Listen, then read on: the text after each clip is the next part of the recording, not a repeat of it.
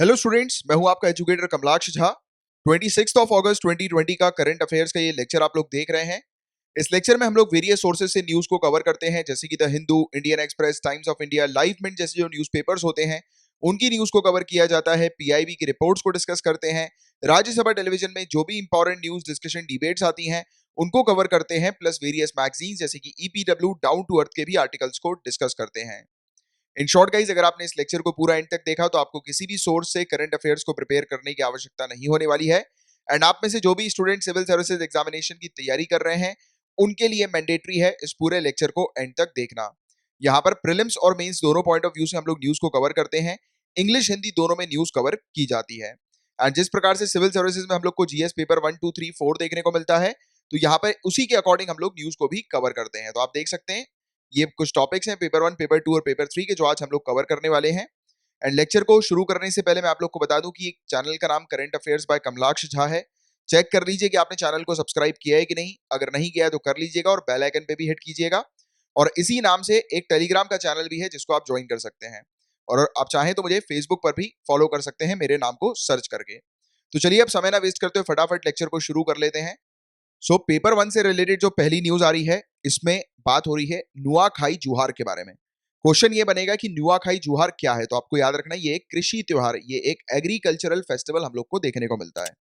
ये जब नया चावल जब आता है, राइस का जब कल्टीवेशन हम लोग को देखने को मिलता है, तो न्यू राइस का जब कल्टीवेशन होता है तो राइस को वेलकम करने के लिए, नए चावल को वेलकम करने के लिए, उसका स्वागत करने के लिए ये सेलिब्रेट किया जाता है। और लोग बाग क्या करते हैं इस दिन, अपने अपने जो भगवान होते हैं, लोग जिन भी भगवान को पूजते हैं, तो वो अपने भगवान को जो है ये चावल अर्पित करते हैं, चढ़ाते हैं चावल को।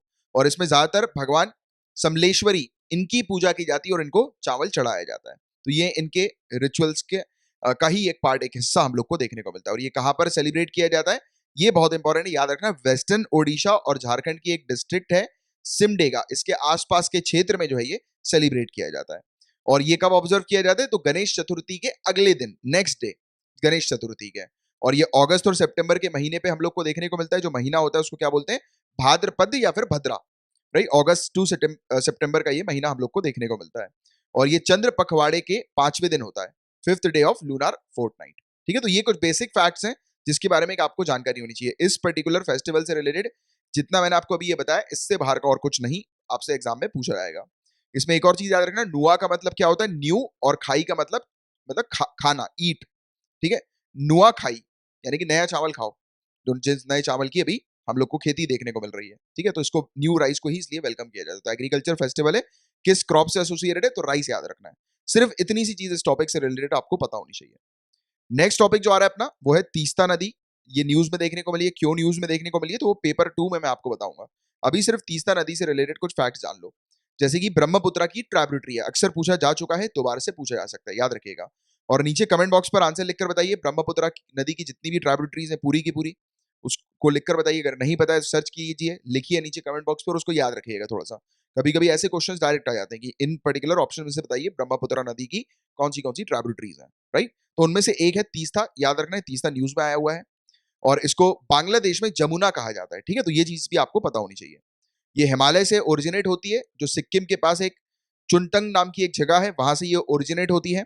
और फिर ये साउथ की तरफ जो है वो बहती है, नीचे की तरफ बहती है, और वेस्ट बंगाल में जाती है बांग्लादेश से, बांग्लादेश के अंदर एंटर होने से पहले। जैसे कि आप ये मैप में देख सकते हो, ये तीस्ता नदी, ये सिक्किम का एरिया, यहाँ पर हिमालय है, यहाँ से निकलती हुई आप देख रहे हैं वेस्ट बंगाल के अंदर एंटर हो रही है, और ये बांग्लादेश के अंदर जा रही है। तो यहाँ से सिक्किम से बहती है, वेस्ट बंगाल जाती है और बांग्लादेश एंटर हो जाती है। ठीक है, तो ये चीज हम लोग को देखने को मिलती है इस नदी की। यहाँ पर तीस्ता बैरेज डैम भी है एक, जो कि जो अपर पद्मा और जमुना का जो रीजन है, यानी कि पद्मा और जमुना के ऊपर वाला क्षेत्र जो है, वो लैंड एरिया जो हम लोग को प्लेन्स देखने को मिलता है, तो वहां पर इरिगेशन के लिए, सिंचाई के लिए जो है ये पानी इसका उपयोग में लिया जाता है, तीस्ता नदी का। तो ये बेसिक चीज तीस्ता नदी से रिलेटेड आपको पता होनी चाहिए। तीस्ता नदी न्यूज में क्यों थी, तो आगे चल के मैं आपको समझाऊंगा पेपर 2 के अंदर। तो अब पेपर 1 से रिलेटेड सिर्फ इतने ही टॉपिक्स थे। Now we will move on to paper 2। तो पेपर 2 में एक रिपोर्ट सामने आई है। रिपोर्ट का टाइटल है status of sex ratio at birth it in India. India के अंदर सेक्स रेशियो जो है वो किस प्रकार का है। तो ये अभी रिसेंटली रिलीज की गई है हमारे वाइस प्रेसिडेंट के द्वारा, और इसको लाया गया था या फिर इसको पब्लिश बनाया गया था Indian association of parliamentarians for population and development के द्वारा, IAPPD के द्वारा। अब ये क्या है, तो इसको भी आगे चल के मैं आपको पढ़ाऊंगा। अभी के लिए जानो, एक रिपोर्ट सामने आई है जो कि बताएगी इंडिया के अंदर सेक्स रेशियो का क्या स्टेटस है, क्या स्थिति है सेक्स रेशियो की इंडिया के अंदर। और रिपोर्ट में क्या क्या चीजें इसकी सामने आई, तो रिपोर्ट में ये सामने आया कि जो 2001 में जो सेक्स रेशियो एट बर्थ था वो ही सेम 2017 में भी है, इसमें कोई भी चेंजेस जो है वो नहीं हुए हैं। दूसरी चीज ये बताई गई कि आज भी हमारी कंट्री के अंदर गर्ल चाइल्ड जो बर्थ लेती हैं वो जीवित नहीं रह पा रही हैं। गर्ल चाइल्ड का जो लाइव वो है सेक्स रेशियो, जिसमें गर्ल चाइल्ड जो है, जैसे शो किया जाता है ना कि कितनी गर्ल चाइल्ड जो है वो अलाइव है, राइट, तो वो चीज यहाँ पर नहीं बताई जा रही है। और उसके पीछे का रीजन जो है वो ये है कि सही तरीके से pre conception and pre Natal diagnostics technique के जो कानून है वो इंप्लीमेंट नहीं हो रहा है। इसका मतलब क्या हुआ, इस पूरी चीज के एनालिसिस से क्या समझ में आ रहा है कि आज भी हमारी कंट्री के अंदर ऐसे लोग हैं जो कि गर्ल चाइल्ड के पैदा होते ही उसको मार देते हैं, और पहले से ही, यानी कि गर्ल चाइल्ड बर्थ ले उससे पहले ही वो चेक करा लेते हैं, जैसे सोनोग्राफी वगैरह होती है ना, उसके थ्रू पता लग जाता है कि जो बेबी है जो वोम में मदर के, तो वो मेल है या फीमेल है, तो वो पहले ही पता लग जाता है। तो ऐसे ऐसी टेक्निक्स, ऐसी टेक्नोलॉजी जो है वो आज भी गलत तरीके से उपयोग में ली जा रही है, और उसका कोई रेगुलेशन प्रॉपर तरीके से नहीं हो रहा, उसकी कोई मॉनिटरिंग प्रॉपर तरीके से नहीं हो रही। तो ये कानून जो है वो सही तरीके से नहीं उपयोग में हम लोग को देखने को मिल रहा है, इसीलिए आज भी सेक्स रेशियो में इंप्रूवमेंट जो है वो नहीं हुआ है। तो ये चीज इस रिपोर्ट ने क्लियर करी है। सेक्स रेशियो एट बर्थ जो जो है वो एक काफी इंपॉर्टेंट इंडिकेटर है, जो कि ये रिफ्लेक्ट करता है कि जो गर्ल चाइल्ड है उसका रिडक्शन हो रहा है, और किस चीज के कारण रिडक्शन हो रहा है, सेक्स सेलेक्टिव अबॉर्शन के कारण। क्योंकि पहले से ही लोग जब पता कर लेते हैं कि वो में मेल चाइल्ड है या फीमेल चाइल्ड है, और आप जानते हैं कि हमारी कंट्री के अंदर सदियों से ये इस प्रकार की खराब घटिया प्रथा हम लोग को देखने को मिल रही है, जिसमें फीमेल चाइल्ड को जो है एक्सेप्ट नहीं किया जाता। तो ये घटिया चीज आज भी, ये घटिया सोच आज भी काफी सारे घटिया लोगों के दिमाग में हम लोग को देखने को मिल रही है, जिनको चेंज करेंगे आप आगे चल के, जब एक आप ऑफिसर बनेंगे तो आपकी डिस्ट्रिक्ट में वेरियस प्लान्स पॉलिसीज लेकर आएंगे, और ऐसी सोच को जो है वो चेंज करना है, राइट। जैसे कि स्वच्छ भारत अभियान में क्या हुआ, लोगों सिर्फ इंप्लीमेंट टॉयलेट्स नहीं किए गए, यानी कि टॉयलेट का कंस्ट्रक्शन इंप्लीमेंट से लेना देना नहीं था, बल्कि लोगों की सोच भी चेंज करना था, उससे भी लेना देना था। तो इस तरीके से आपके आपके मेंस के आंसर को आपको बनाना है, वैरायटी ऑफ चीजें, वैरायटी ऑफ एग्जांपल का उपयोग करते हुए। जैसे कि ये एग्जांपल का आप उपयोग करेंगे कि जैसे कि लोगों की सोच चेंज की गई थी स्वच्छ भारत अभियान में, बिहेवियर चेंज किए गए थे, वैसे ही यहां पर भी लोगों की सोच को चेंज करना भी काफी इंपॉर्टेंट है, राइट। तब जाकर चीजें जो है वो सही मायने में अचीव हो पाएंगी। तो ये चीज जो है वो यहाँ पर इस रिपोर्ट में हम लोग को देखने को मिली। और Indian association of parliamentarian for population and development, ये आगे चल के जो है वो थोड़ी देर में आपको पता लग जाएगा, ठीक है, थोड़ी देर में आएगा। पहले ये वाला टॉपिक कर लेते हैं तीस्ता रिवर डिस्प्यूट का, फिर वो वाला जो है एक अलग से टॉपिक, क्योंकि ये रिपोर्ट इसमें पढ़नी थी अपन को जो अपन ने पढ़ ली। अब वो जो स्टैटिक पोर्शन का थोड़ा टॉपिक है जिसकी एक जानकारी आपको होनी चाहिए, वो मैं आगे चल के आपको बताता हूँ, ठीक है। तो पहले जो मोस्ट इंपॉर्टेंट चीज है कंसेप्चुअल वाली, उसको पहले निपटा देते हैं, फिर कवर करा दूंगा मैं, ठीक है। जैसे कि अभी तीस्ता नदी के बारे में अपन ने ऑलरेडी जीएस पेपर 1 में पढ़ ही लिया, उसी से रिलेटेड ये टॉपिक है। तो तीस्ता नदी में हमने देख लिया कि तीस्ता नदी सिक्किम पर हम लोग को देखने को मिलती है, यहाँ से ओरिजिनेट होती है हिमालय से, और फिर ये वेस्ट बंगाल जाती है, एंटर करती है, फिर ये एंटर कर जाती है बांग्लादेश में, ठीक है। तो ये चीज हमने तीस्ता नदी के बारे में ऑलरेडी जान ली। डिस्प्यूट है, विवाद है, और एक चीज हमेशा याद रखना कि नदी को लेकर अगर कुछ डिस्प्यूट होता है, किसी भी नदी को लेकर, तो याद रखना ये दो स्टेट्स के बीच में वाटर शेयरिंग का डिस्प्यूट होगा, या फिर दो कंट्रीज के बीच में वाटर शेयरिंग का डिस्प्यूट होगा। जैसे कि अभी हमने इंडस के बारे में कुछ समय पहले बात करी थी, इंडिया और पाकिस्तान के बीच में इंडस रिवर को लेकर डिस्प्यूट। वैसे ही अभी हमने सतलज यमुना के बारे में बात करी थी, लिंक कैनाल याद आ रहा है, पंजाब और हरियाणा के बीच में मेनली था, और जो एग्रीमेंट हुआ था पंजाब हरियाणा राजस्थान के बीच में, राइट। तो ये जो डिस्प्यूट्स होते हैं नदी के, उसमें एक चीज हमेशा याद रखना, 99% केसेस में वो जो डिस्प्यूट होंगे वो वाटर शेयरिंग को लेकर होंगे, राइट। पानी के बंटवारे को लेकर हम लोग को देखने को मिलेंगे 99% में। एक आधी परसेंट में किसी हाइड्रो इलेक्ट्रिक प्रोजेक्ट को लेकर होता है तो होता है, बाकी 99% में आपको ये वाटर शेयरिंग का ही मिलेगा। वैसे ही तीस्ता में भी हम लोग को देखने को मिलता है, तीस्ता इंडिया और बांग्लादेश के बीच में वाटर शेयरिंग को लेकर डिस्प्यूट है ये, ठीक है। इस पर आएंगे हम लोग, पहले जो न्यूज में ये टॉपिक है वो ये समझ लो कि अभी क्या हुआ है। अभी ये चर्चा, तीस्ता रिवर डिस्प्यूट चर्चा में इसलिए है क्योंकि बांग्लादेश अभी डिस्कस कर रहा है चाइना के साथ कि वो चाइना से $1 बिलियन का लोन लेगा। किसके लिए? इस नदी के ऊपर जितने भी रुके हुए जो प्रोजेक्ट्स हैं उनको दोबारा से शुरू करने के लिए, और इस नदी के ऊपर जितने भी इसके प्रोजेक्ट्स हैं उसको मैनेज करने के पर्पस के लिए $1 बिलियन का लोन जो है वो चाइना से लेने वाला है। तो बांग्लादेश चाइना से लोन ले रही है, उस पर इंडिया को क्या चिंता है?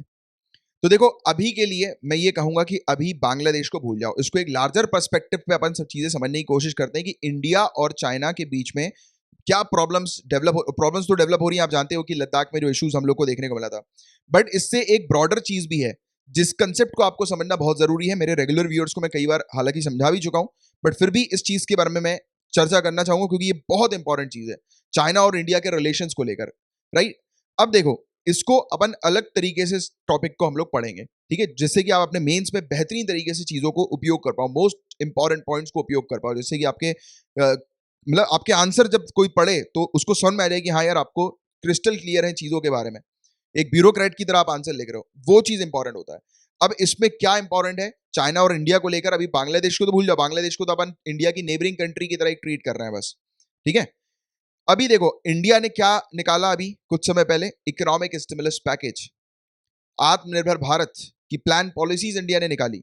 इंडिया का टारगेट है कि आने वाले समय में इंडिया जो है वो मैन्युफैक्चरिंग हब बन जाए, इंडिया के अंदर जो प्रोडक्ट जो है वो मैन्युफैक्चर हो, राइट। और इंडिया जो है वो अपनी कंट्री के अंदर अपनी जो डोमेस्टिक मार्केट है उसको पूरी तरह से जो है वो ऐसा बना दे, सेल्फ इंडिपेंडेंट बना दे कि हम लोग को इंपोर्टेड प्रोडक्ट्स को यूज करने की आवश्यकता ही ना पड़े, राइट। जैसे कि आज की डेट में हम लोग दूसरी कंट्रीज के ऊपर वेरियस प्रोडक्ट्स के लिए, वेरियस सर्विसेज के लिए डिपेंडेंट है, बट इंडिया टारगेट कर रही है कि आने वाले कुछ सालों में हम लोग ऐसा अपने आप को अचीव कर लें कि सेल्फ सस्टेन हो जाए, यानी कि सेल्फ रिलायंट बन जाए, दूसरी कंट्री की हमें आवश्यकता ना पड़े किसी भी चीज के लिए, ना प्रोडक्ट के लिए ना सर्विस के लिए। तो इस पॉलिसी के बारे में चाइना को पता है, राइट। इंडिया की ये पॉलिसी क्योंकि इंडिया ने रिलीज करी हुई है। अब ये मत बोलना कि चाइना को कैसे पता लग गया, हमें तो बताना नहीं था चाइना को। गाइस इंटरनेट है, ये सब ये लॉजिक लगाओ, कॉमन लॉजिक, ठीक है। इंटरनेट है और न्यूज़पेपर से रिलीज होते हैं, तो ऑब्वियस ही बात है जैसे कि हम दूसरी कंट्री की प्लान पॉलिसी समझते हैं वैसे ही वो भी समझते हैं, रेस्ट ऑफ द वर्ल्ड समझता है कि इंडिया की क्या पॉलिसीज, क्या प्लान है आने वाले समय के। तो सभी कंट्रीज को पता लग चुका है कि इंडिया के क्या प्लान है, वैसे ही चाइना को भी पता है।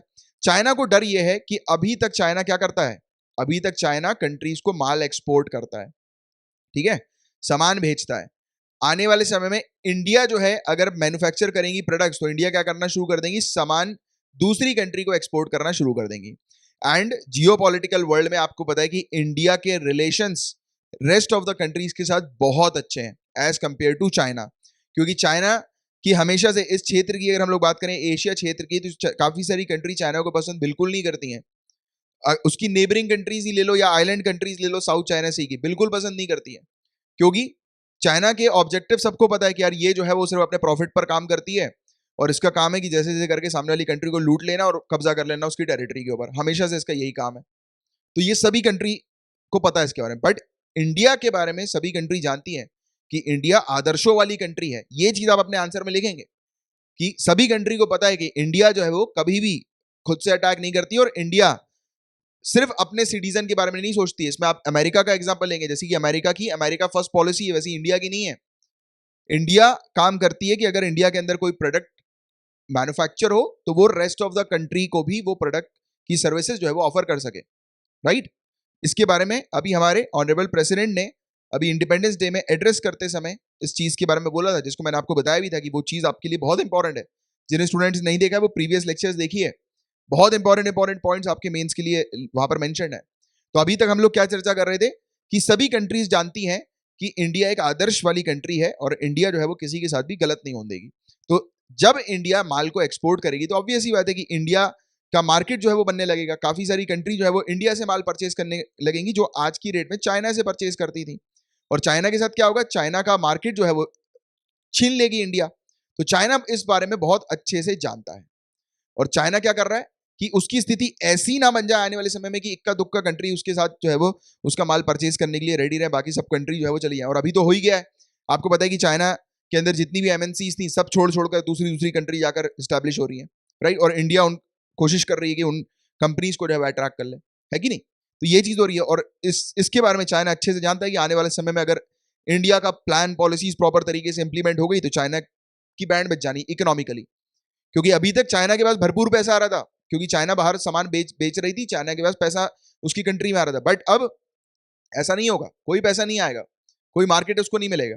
तो इसके लिए क्या सोच रही है कि इंडिया की जो नेबरिंग कंट्री है एटलीस्ट, क्योंकि सभी लोग जानते हैं कि आपस में जो नेबरिंग कंट्रीज जो होती हैं, ठीक है, वो कभी भी अच्छी फ्रेंडली रिलेशंस एक दूसरे के साथ शेयर नहीं करती हैं। तो ये कौटिल्य पॉलिसी में अभी आपने पढ़ा होगा, अगर नहीं पढ़ा तो आपको पढ़ना है, आपके सिलेबस में है कौटिल्य की पॉलिसीज के बारे में, foreign policies, 8 fold policies, 4 fold policy, ये सब आप पढ़ोगे कौटिल्य की।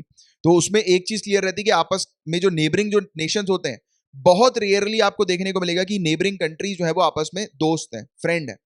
बहुत रेयरली देखने को मिलेगा। अगर देखने को मिलेगा भी तो ये चीज इन दोनों के बीच में कॉमन होगी कि इनके जो कल्चरल और ट्रेडिशनल जो रिलेशंस हैं वो कॉमन है, यानी कि आपस में एक कॉमन कल्चरल ट्रेडिशनल रिलेशंस ये आपस में शेयर करते हैं, तो इसलिए उनके बीच में दोस्ती मिलेगी। बट ज्यादातर आपको नेबरिंग कंट्रीज के बीच में कोई दोस्ती नहीं मिलेगी, दुश्मनी होंगे। और ये बात चाइना को पता है।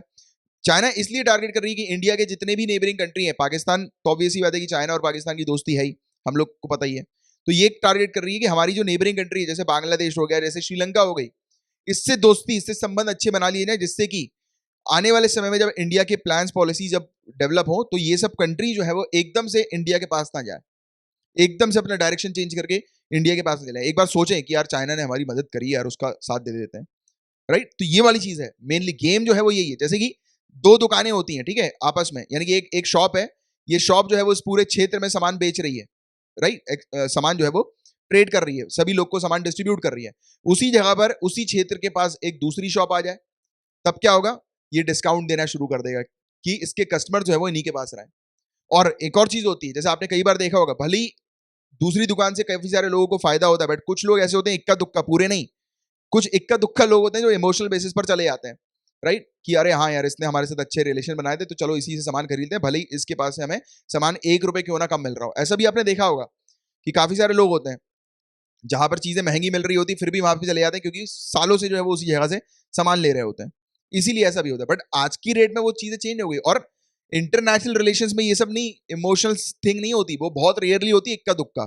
बट फिर भी वहीं चाइना यही कोशिश कर रहा है कि भले ही इक्का दुक्का मार्केट बच जाए उसके पास, तो क्यों ना बचा लें। और दूसरी बात, इंडिया और चाइना के रिलेशन इस तरीके से हैम्पर हो गए हैं कि चाइना कोशिश कर रहा है कि इंडिया की जो नेबरिंग कंट्रीज हैं वो सपोर्ट करने लगे चाइना को, और इंडिया की नेबरिंग कंट्री और चाइना का रिलेशन बेस्ट हो जाए, जिससे कि कल को अगर इंडिया को अटैक करना हो किसी भी तरीके से चाइना को, तो इन कंट्रीज के थ्रू इंडिया को वो अटैक कर सके।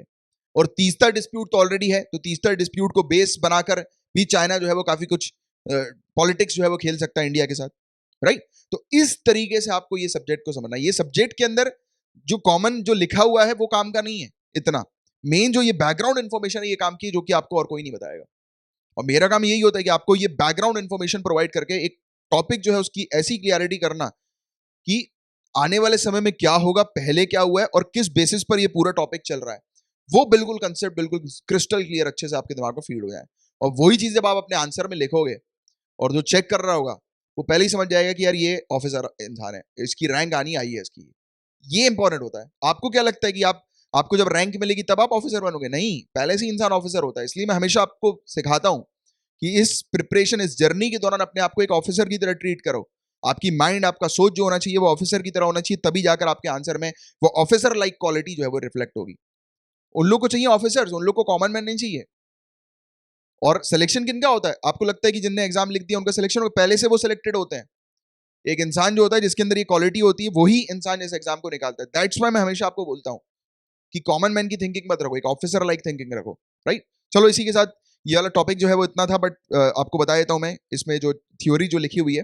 तो देखो, बांग्लादेश डिस्कशन कर रहा है चाइना के साथ, और वो उस समय पर डिस्कशन हो रहा है जिस समय इंडिया और चाइना के रिलेशंस वीक हम लोग को नजर आ रहे हैं, जैसे कि लद्दाख का इशू, राइट। और चाइना जो है वो बिगेस्ट ट्रेडिंग पार्टनर है, आ गई नहीं वाली बात, बांग्लादेश के साथ। तो बांग्लादेश के साथ वो ऑलरेडी अपने रिलेशंस काफी इसके पहले भी थे और अब और स्ट्रॉन्ग कर रहा है, क्योंकि इसको पता है कि इंडिया जो है वो आत्मनिर्भर भारत लेकर आ गया है, राइट। और चाइना ने कुछ समय पहले बांग्लादेश को अपने फेवर में लाने के लिए ये भी किया था कि 97% इंपोर्ट जो भी आता है चाइना के पास बांग्लादेश से, तो उस पर उसने ड्यूटी फ्री कर दिया था। यानी कि ये चाइना है, ये बांग्लादेश है, बांग्लादेश जो भी माल भेजेगा चाइना को, चाइना उसको आराम से बिना किसी देखो, ये जीरो ड्यूटी है। जीरो ड्यूटी का मतलब ये नहीं होता कि कुछ भी ड्यूटी नहीं लगेगी, ड्यूटी लगती है, बट जो नॉर्मल जो ड्यूटी लगती है उससे कम लगती है, ठीक है। तो काफी कम ड्यूटी पर जो है वो इंपोर्ट करा लेगा सामान, राइट। तो इससे क्या होगा, बांग्लादेश बार बार जो है वो चाइना को सामान भेजेगा, और चाइना क्या करेगा, चाइना को सामान की आवश्यकता नहीं भी है तो भी सामान रख लेगा वो, क्योंकि उसको रिलेशन बनाने हैं। ऐसे ही उसने श्रीलंका के साथ कर रखा है, श्रीलंका के साथ भी अपने रिलेशन अच्छे बना रहा है, उन वहां के पोर्ट्स वगैरह जो है वो डेवलप कर रहा है, राइट। ऐसी पॉलिसी जो है वो लेकर आया हुआ है। ये चाइना। और चाइना जो है वो सबसे ज्यादा आर्म्स, ये भी इंपॉर्टेंट है, वेपन्स जो है वो सबसे ज्यादा सप्लाई करता है बांग्लादेश को चाइना। तो कल को कोई स्थिति खराब होती है तो उस स्थिति में भी मैंने आपको बताया ना कि चाइना का ऑब्जेक्टिव ये है कि इंडिया की नेबरिंग कंट्रीज को अपने साथ इस प्रकार से घुला मिला लो, यानी कि ऐसा दोस्त बना लो कि कल को कुछ भी इशू होते हैं तो चाइना जो है वो बैकग्राउंड में रहकर इन कंट्री से इंडिया पर अटैक करवाए। अटैक किसी भी तरीके के हो सकते हैं, ये अटैक्स को वॉर अटैक मत बोलना कि वॉर की तरह जंग छिड़ गई, ऐसा मत सोचना। आज की डेट में ट्रेड वॉर भी होते हैं, जो कि बिगेस्ट एग्जांपल है पिछले 1.5 साल में हमने देखा था, चाइना और यूएसए, याद आ रहा है ट्रेड वॉर। तो वो सब चीजें। और इसके अलावा अब तीस्ता पे आ जाते हैं वापस कि तीस्ता नदी का जो इशू जो था, जो रिवर डिस्प्यूट जो था, क्या उसको सॉल्व करने की कोशिश की नहीं की गई? क्या की गई थी, बट वो सॉल्व नहीं हुआ। नेगोशिएशन जो था इस नदी के पानी को लेकर वो 1983 से चलता आ रहा था कि इस नदी का पानी किस प्रकार से शेयर किया जाएगा। फिर 2011 में एक इंटरिम डील हुई। इस डील में हम लोग को देखने को मिला कि इंडिया जो है वो 42.5% तीस्ता नदी की हकदार होगी और बांग्लादेश 37.5% तीस्ता नदी के पानी की हकदार होगी। इसके बाद बांग्लादेश ने ये बोला कि नहीं, हमें तो बिल्कुल फेयर डिस्ट्रीब्यूशन चाहिए, हमें जो डिस्ट्रीब्यूशन चाहिए नदी का वो इक्वल चाहिए, 50-50 डिस्ट्रीब्यूशन चाहिए, क्योंकि इसने सामने रखा गंगा वाटर ट्रीटी 1996 की, जिस ट्रीटी में ये मेंशन था, एग्रीमेंट था कि सरफेस वाटर जो होगा वो दोनों कंट्री के बीच में जो है वो इक्वली डिस्ट्रीब्यूट होगा। फरक्का बैरेज देखो, ये वाली जगह आपको यहाँ पर दिखाई देती है, गंगा नदी का जो पानी जो बांग्लादेश में एंटर होता है, तो यहीं पर ही एक फरक्का बैरेज आपको दिखाई देगा, नजर आएगा, ये लोकेशन इसकी इस तरफ, राइट। तो इसने उस एग्रीमेंट को सामने रख दिया कि इक्वली डिस्ट्रीब्यूट करना पानी, ये हमें अनइक्वल नहीं चाहिए, बांग्लादेश को इतना कम पानी नहीं, इक्वल जितना इंडिया को मिल रहा है उतना बांग्लादेश को इक्वली मिलना चाहिए। फिर 2015 में इंडियन प्राइम मिनिस्टर जो है, हमारे ऑनरेबल इंडियन प्राइम मिनिस्टर, तो इन्होंने विजिट किया था 2015 में बांग्लादेश में और कोशिश की थी कि ये जो इशू है तीस्ता नदी का ये टैकल हो जाए और सॉल्व हो जाए, बट फिर भी नहीं हो पाया और अभी भी ये इशू जो है वो जैसा था वैसा वैसे ही हम लोग को देखने को मिल रहा है। और इंडिया के अंदर एक और भी ये समस्या है कि इंडिया के अंदर जो स्टेट्स हैं, जो राज्य हैं, तो वो भी बीच में अड़ंगा बन जाते हैं, राइट, पॉलिसी मेकिंग प्रोसेस में। कैसे बन जाते हैं? अब देखो, मैंने भी आपको क्या समझाया था स्टार्टिंग में, तीस्ता नदी को समझाते हुए कि तीस्ता नदी सिक्किम से यहां से होती हुई फिर वो वेस्ट बंगाल जाती है और बांग्लादेश में एंटर कर जाती है। तो यहीं पर ही हमने देखा था कि बंगाल ने भी, वेस्ट बंगाल ने भी इस डील को जो है वो अपोज किया था। तो कई बार ऐसा भी होता है कि डील जो है वो पूरी सॉल्व होने वाली होती है और एक स्टेट जो होती है वो बीच में अड़ंगा मार देती है, राइट। स्टेट फिर मना करने लगती है, जैसे कि हमारी कंट्री के अंदर कितने सारे वाटर शेयरिंग डिस्प्यूट्स हम लोग को देखने को मिल रहा है अलग अलग राज्यों के। क्यों टैकल नहीं हो पा रहे हैं? क्योंकि राज्य जो है उनका एक अलग अपना पर्सपेक्टिव होता है। अगर इंडिया ब्रॉड लेवल पर, नेशनल लेवल पर अगर बांग्लादेश से बात कर रही है, तो इसमें बीच में वेस्ट बंगाल अपने लिए फिर बात करने लगती है। तो फिर क्या हुआ? तो ये फिर ट्रायो बन गया, फिर इशू हम लोग को देखने को मिलता है, फिर वो सॉल्व नहीं हो पाता। और यही चीज यहाँ पर हो रही है तीस्ता नदी के मामले में।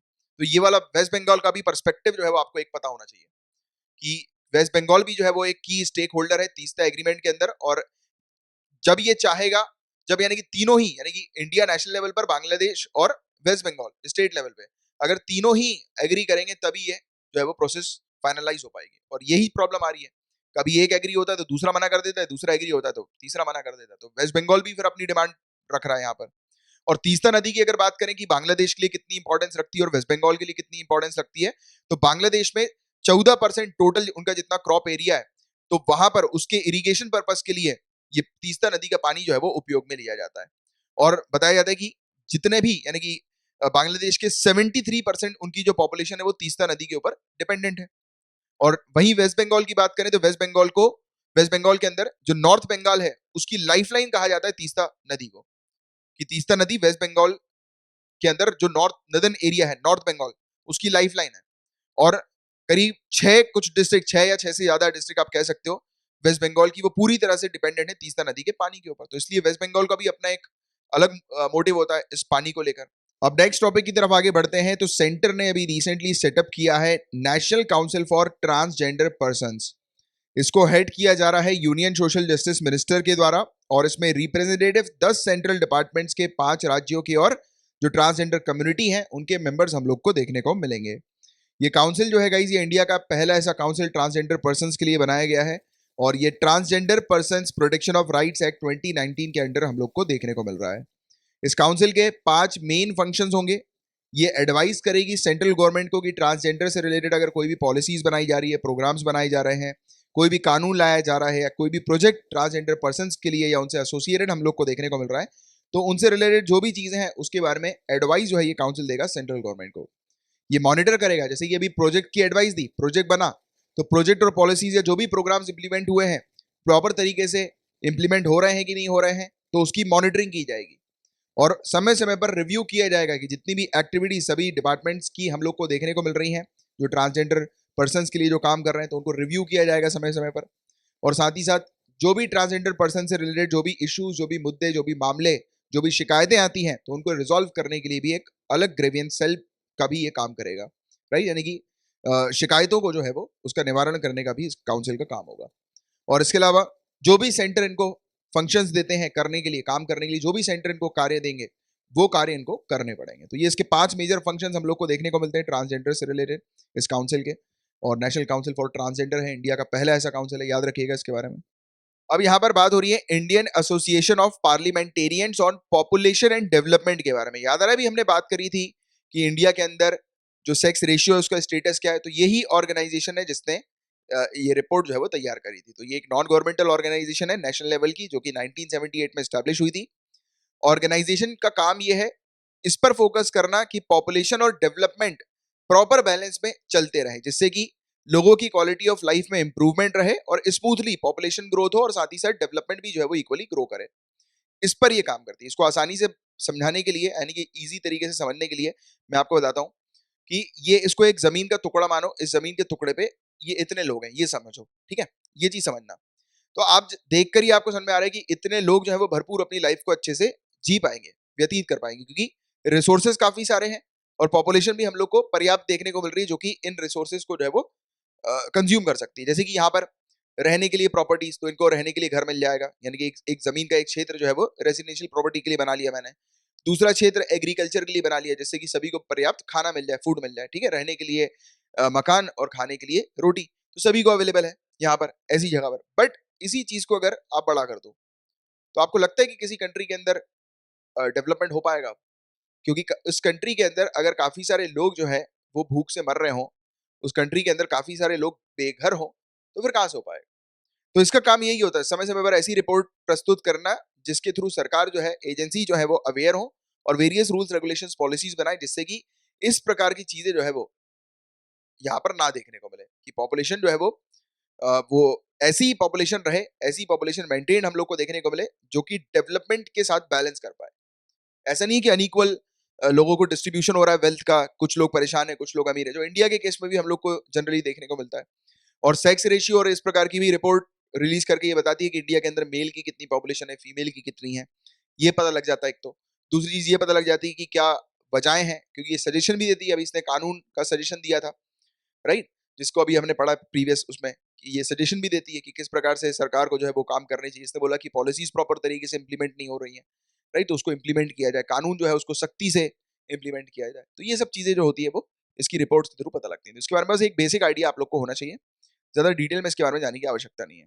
अब इस न्यूज की बात करते हैं, तो अनिल अंबानी के अगेंस्ट एक दिवालिया कार्रवाई जो है वो शुरू हो गई है और उसका अप्रूवल जो है वो दे दिया है NCLT, national company law tribunal ने, कि इनके खिलाफ जो है वो एक इंसॉल्वेंसी प्रोसीडिंग, दिवालिया कार्रवाई जो है वो शुरू कर देनी है। तो अब देखो, इस टॉपिक को इतना हैवी लेके मत पढ़ना, ये काफी इजी सा टॉपिक है, सिंपल सा। इसमें थ्योरी आपको थोड़ी डिफिकल्ट दिखाई देंगी, तो उससे घबराना नहीं है क्या, मैं आपको इजी तरीके से समझाता हूँ पहले, फिर अपन थ्योरी पे चलेंगे। ये बैंक है state bank of India. State bank of India ने अनिल अंबानी की 2 कंपनीज को लोन दिया था 1200 करोड़ का, ठीक है, 2 कंपनीज को। अब अनिल अंबानी जो थे वो गारंटर बने थे, इन्होंने गारंटी दी थी इस लोन के अगेंस्ट, तो ये गारंटर बने थे इस कंपनी के। तो जब गारंटर बने थे तो अनिल अंबानी से मांगा एसबीआई ने, अनिल अंबानी से एसबीआई ने कहा कि चलो ठीक है, आप गारंटर तो बन रहे हो, वो सब तो ठीक है, बट हमें लिस्ट दिखा दो कि आपके पास जो है वो कौन सी प्रॉपर्टीज हैं इस लोन की वैल्यू की, तो आप वो लिस्ट दो, क्योंकि बैंक को तो चाहिए होता है गिरवी रखने के लिए कोलैटरल्स। तो अनिल अंबानी ने उनको लिस्ट दे दी है कि ये लिस्ट है मेरे पास इतनी प्रॉपर्टीज की और इन प्रॉपर्टी की वैल्यू इतनी है 1200 करोड़ की, तो उसके एवज में आप ये लोन दे दो। क्योंकि लोन तभी पास किया जाता है बैंक के द्वारा जब बैंक के पास कोई सिक्योरिटी आती है। तो बैंक ने, एसबीआई ने अनिल अंबानी से ये लिस्ट मंगवा ली और साइन वगैरह करा लिए, लीगलाइज कर दिया कि इतनी प्रॉपर्टीज जो है उसके एवज में ये 1200 करोड़ का लोन जो है वो दिया जा रहा है अनिल अंबानी को गारंटर रखते हुए इस कंपनी को। तो 2 कंपनीज थी जो कि जिसमें अनिल अंबानी गारंटर थे, और ये कंपनी जो है वो आज की डेट में बैंक्स को वापस लोन नहीं रीपे कर पा रही है, और इसी को लेकर बैंक ने जो है वो इंसॉल्वेंसी की प्रोसेस इस कंपनी के अगेंस्ट शुरू कर दी, और अनिल अंबानी जो है वो उनका नाम सामने आ गया क्योंकि ये गारंटर थे। अब अनिल अंबानी की प्रॉपर्टी को नीलाम करके या अनिल अंबानी से कहा जाएगा भैया पैसे दो, अगर नहीं देते हो निर्धारित समय पे तो आपकी जितनी प्रॉपर्टी आपने बताई थी उसको नीलाम करके हम पैसे वसूल लेंगे। ये चीजें और कुछ नहीं है इसमें, सिंपल सी चीज। अब इसको थ्योरी वाइज थ्योरी जो है वो पूरी चीज अपन देख लेते हैं। तो नेशनल कंपनी लॉ ट्रिब्यूनल ने अलाउ किया इंसॉल्वेंसी की प्रोसीडिंग, दिवालिया कार्रवाई अनिल अंबानी के अगेंस्ट। और क्योंकि यहाँ पर देखने को मिला कि दो कंपनीज थी जिनको प्रमोट किया था अनिल अंबानी के द्वारा, अनिल अंबानी इसमें गारंटर हम लोग को देखने को मिले थे, और इस स्टेट बैंक ऑफ इंडिया ने इन दो कंपनी को जो है वो लोन दिया था 1200 करोड़ का अनिल अंबानी के एवज में, क्योंकि ये गारंटर हम लोग को देखने को मिले थे, राइट।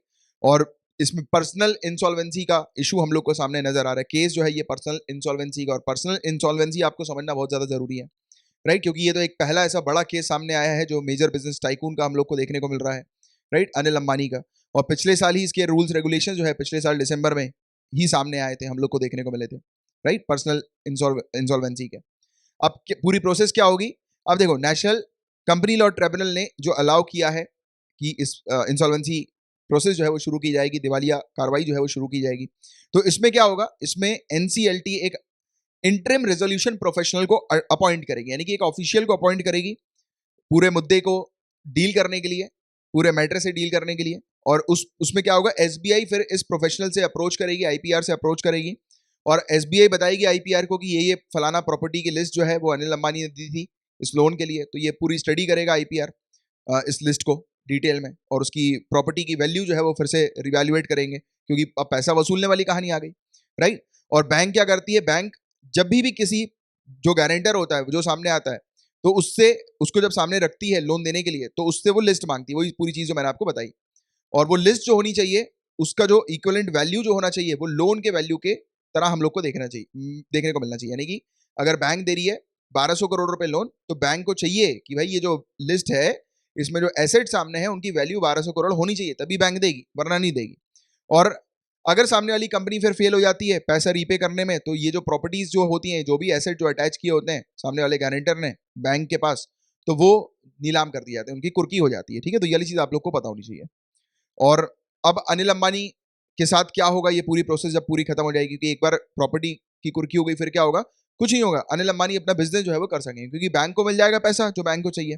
अब ऐसा तो नहीं है कि अनिल अंबानी को बैन कर दिया जाएगा बिजनेस करने से, नहीं, कुछ नहीं। एक बार बैंक के पास पैसा आया, अनिल अंबानी जो चाहे जिस बिजनेस में पैसा डालना चाहे उस बिजनेस में पैसा डाल सकते हैं। और दूसरी बात, इन दो कंपनीज को छोड़कर उनके जो रेस्ट ऑफ द बिजनेस जितने भी हैं उनको कोई इफेक्ट नहीं होगा, क्योंकि ये सिर्फ दो कंपनी की बात है। इन दो कंपनी का अभी बिजनेस जो है वो बंद किया गया है, क्योंकि ये कंपनी जो है वो पैसा नहीं दे पा रही थी बैंक को, तो इसलिए इन कंपनी के बिजनेस को प्रॉब्लम आएगी, बट अनिल अंबानी के जो रेस्ट ऑफ द जितने भी बिजनेस है उनको कोई प्रॉब्लम नहीं आने वाली है, राइट। तो ये वाली चीज है। अच्छा, इसमें एक और चीज याद रखना आप, अनिल अंबानी की जितनी भी प्रॉपर्टीज हैं वो रिकवर की जाएंगी जिनकी वैल्यू 1200 करोड़ रुपए की होगी।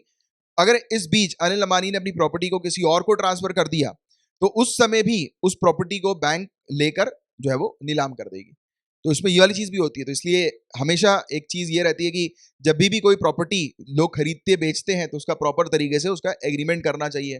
पेपर में जो है वो उसका इश्तिहार देते हैं ना लोग बाग, वो कर देते हैं कि नोटिस जो है वो पेपर में एक जारी कर देते हैं उनके वकील को रख के, जिससे कि किसी को कोई अगर आपत्ति है इस प्रॉपर्टी से रिलेटेड तो कांटेक्ट कर लो। तो ऐसी चीज इसलिए होती है प्रॉपर्टी खरीदने और बेचने के समय पे, क्योंकि कई बार लोग ऐसी भी प्रॉपर्टी बेचते थे जिन प्रॉपर्टी पर जो है वो लोन हुआ रहता है, और वो प्रॉपर्टी बिक जाती है, और बिकने के बाद तो फिर एक मामला जो है फिर वो लमसम खिंच जाता है। इसमें नुकसान जिसका होता है जिसने खरीदी प्रॉपर्टी, बट उसका भी प्रावधान होता है कि वो जिसने खरीदी प्रॉपर्टी उसने तो भैया पैसे दिए हुए हैं, तो वो तो सिविल केस जो है वो लगा सकता है सामने वाले के खिलाफ, बट वो बहुत पेचीदा मामला होता है। इसलिए आजकल तो डर ही होता है बहुत ज्यादा केसेस में कि अगर आप जब भी प्रॉपर्टी खरीदो तो बहुत सोच समझ के खरीदो। मेरे तो खुद फादर के साथ एक इंसिडेंस ऐसा हुआ खतरनाक कि क्या बताऊं आपको, कि 1.5 करोड़ की प्रॉपर्टी थी, बैंड बज गई उसकी, अभी भी लगा हुआ है केस, लमसम चल रहा है, और फ्रॉड्स जो है वो घूम रहे हैं मस्त, उनको कोई प्रॉब्लम नहीं। और अभी तो कोरोना वायरस में और चीजें डिले हो गई। तो होता है, प्रॉपर्टी का मामला बड़ा खराब है। कभी भी किसी को बेचो या खरीदो प्रॉपर्टी तो बहुत देख परख के ही करना चाहिए, क्योंकि आजकल एक एक सेकंड में फ्रॉड हो जाता है, छोटी छोटी चीजों में फ्रॉड हो जाता है। चलो एनीवेज, आगे की बात करेंगे। अब यहाँ बात हो रही है नेशनल फूड सिक्योरिटी एक्ट 2013 के बारे में। तो अभी देखिए, department of food and public distribution ने कुछ डायरेक्शंस इशू किए हैं स्टेट्स और यूनियन टेरिटरीज को, कुछ निर्देश जारी किए हैं स्टेट्स और यूनियन टेरिटरीज को। उनसे कहा है कि नेशनल फूड सिक्योरिटी एक्ट 2013 के तहत सभी जितने भी एलिजिबल डिसेबल्ड पर्सन है, दिव्यांगजन पर्सन है, उनको इंक्लूड कर लिया जाए। और उनको कहा है कि उनको ये इंश्योर करना है कि प्रधानमंत्री गरीब कल्याण अन्न योजना और नेशनल फूड सिक्योरिटी एक्ट के तहत जो भी कोटा दिया जाना है डिसेबल्ड पर्सन को, उनको वो कोटा जो है वो प्राप्त हो, यानी कि वो उनको मिल सके वो कोटा, ये चीज भी इंश्योर की जाए। तो इस चीज को लेकर ये टॉपिक न्यूज में था एनएफएसए का, बट फिर भी हम लोग इस टॉपिक को थोड़ा सा डिटेल में देखेंगे, डिस्कस करेंगे, क्योंकि एनएफएसए जो है वो काफी इंपॉर्टेंट टॉपिक है, अक्सर सिविल सर्विसेज में आता है। एंड इस कानून के सेक्शन 38 में ये मेंशन है कि सेंट्रल गवर्नमेंट जो है वो समय समय पर डायरेक्शंस दे सकती है स्टेट गवर्नमेंट को इस कानून के इफेक्टिव इंप्लीमेंटेशन के लिए, कि इफेक्टिवली ये कानून जो है वो हर जगह इंप्लीमेंट हो सके। और इसका जो सेक्शन 8 है उसके अंदर हम लोग को अंत्योदय अन्न योजना का कवरेज भी देखने को मिलता है, कि जिन व्यक्तियों को अंत्योदय अन्न योजना का लाभ मिल रहा है तो उसकी जो गाइडलाइंस होगी, क्या क्या चीजें जो है उनको प्रोवाइड की जाएगी, प्रायोरिटी जो है वो किन हाउस होल्ड्स को दिया जाएगा, तो वो पूरी चीज जो है वो सेट की जाएगी स्टेट गवर्नमेंट के द्वारा, कि स्टेट गवर्नमेंट वो स्पेसिफाई करेगी कि गरीब परिवार में से भी और भी गरीब जो लोग हैं, जो पुअर में से और पुअरेस्ट हम लोग को देखने को मिलते हैं, गरीबों में भी गरीब जो हम लोग को देखने को मिलते हैं, जो वल्नरेबल होते हैं, तो उन लोग को क्या किस प्रकार से जो है वो सामान दिया जाएगा, अनाज जो है वो उनको किस प्रकार से डिस्ट्रीब्यूट किया जाएगा, कितनी क्वांटिटी में डिस्ट्रीब्यूट किया जाएगा, एलिजिबिलिटी कंडीशन क्या होगी, वो पूरी की पूरी चीज स्पेसिफाई करती है स्टेट्स। और इसके अंदर एक क्राइटेरिया जो है वो डिसेबिलिटी का भी हम लोग को देखने को मिलता है, इसीलिए दिव्यांगजन को, विकलांगता को, डिसेबिलिटी को जो है वो इसलिए इंक्लूड किया जा रहा है अभी एट प्रेजेंट, और सेंट्रल गवर्नमेंट के आदेश के तौर पर, जो कि इसके सेक्शन 38 में हम लोग को देखने को मिलता है। ये बहुत इंपॉर्टेंट है, नेशनल फूड सिक्योरिटी एक्ट 2013, इसके बारे में जानते हैं। तो देखो मोटे मोटे तौर पर आप जानते हो इसके बारे में कि हमारी कंट्री के अंदर सभी को अनाज मिले, फूड मिले, और न्यूट्रिशनल सिक्योरिटी जो है वो सभी की हो सके, जिससे कि वो बेहतर जो है वो न्यूट्रिशनल स्टेटस हमारी कंट्री का हम लोग को देखने को मिले, और लोग अपनी लाइफ को डिग्निटी के साथ जो है वो जी सकें। और इंश्योर किया जाता है कि पर्याप्त मात्रा में खाना मिले, अनाज मिले, क्वालिटी भी अनाज की बेहतर हो, और उसको वो अफोर्ड कर सकें, सस्ते रेट में उनको मिल सके, राइट। तो ये तीन चीज पर फोकस किया जाता है कि पर्याप्त क्वांटिटी में खाना मिलना चाहिए, खाने की क्वालिटी जो होनी चाहिए वो अच्छी होनी चाहिए, और अफोर्डेबल सस्ते रेट में जो है वो उनको अनाज मिलना चाहिए। इसके फीचर्स की बात करें तो इसमें टारगेटेड पब्लिक डिस्ट्रीब्यूशन सिस्टम हम लोग को देखने को मिलता है, जिसमें अर्बन पॉपुलेशन का 50% कवर्ड है और रूरल पॉपुलेशन का 75% इसमें कवर्ड है। इसमें 5 किलो हर एक व्यक्ति को हर महीने दिया जाता है। और बट जो वल्नरेबल जो सेक्शन होता है, पुअरेस्ट ऑफ द पुअर की अगर हम लोग बात करें, अंत्योदय अन्न योजना की भी थोड़ी देर पहले मैंने आपको बताया था, तो उस कंडीशन में 35 किलो एक परिवार को जो है वो एक महीने के लिए दिया जाता है अनाज, राइट।